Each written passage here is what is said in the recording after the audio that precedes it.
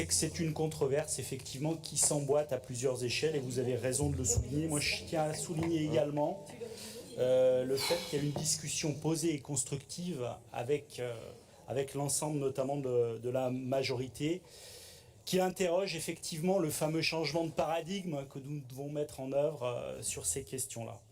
Donc effectivement, en 2015, on sait que le Centre international de recherche sur le cancer avait classé le glyphosate comme un cancérigène probable, une classification qui a été depuis renforcée par de nouvelles études. 2019, une méta-analyse épidémiologique a révélé une augmentation très forte du risque de lymphome chez les agriculteurs. Et on le sait tous, tout ça. Eh ben, il faut peut-être le redire parce que dans le déroulé... Prendre la parole pour prendre la parole, vous agacez tout le monde, mon cher. Vous allez voir, Président, je ne vais pas être très long, mais je vous remercie de me laisser la parole. Et effectivement, tout ça a été confirmé maintenant par l'INSERM.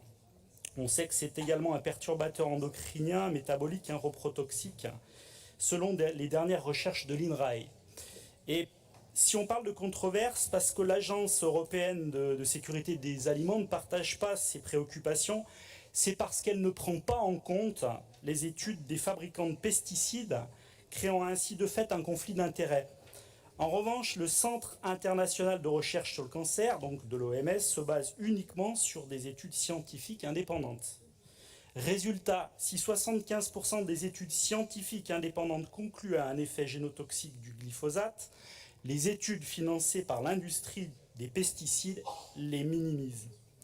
Urgent donc de rétablir la primauté de la science sur les lobbies dans nos décisions. La majorité des recherches indépendantes confirment bien les risques du glyphosate pour la santé humaine et la biodiversité. Si le président Macron avait promis d'interdire le glyphosate dès 2017, la France, vendredi dernier, n'a pas voulu se mouiller en s'abstenant au niveau européen. Le courage, pourtant, c'est de protéger notre santé et nos écosystèmes qui ne font qu'un. Notons d'ailleurs que la région Bretagne s'oppose à la prolongation d'autorisation du glyphosate et même qu'elle ambitionne de devenir territoire pilote dans l'expérimentation de sortie du glyphosate.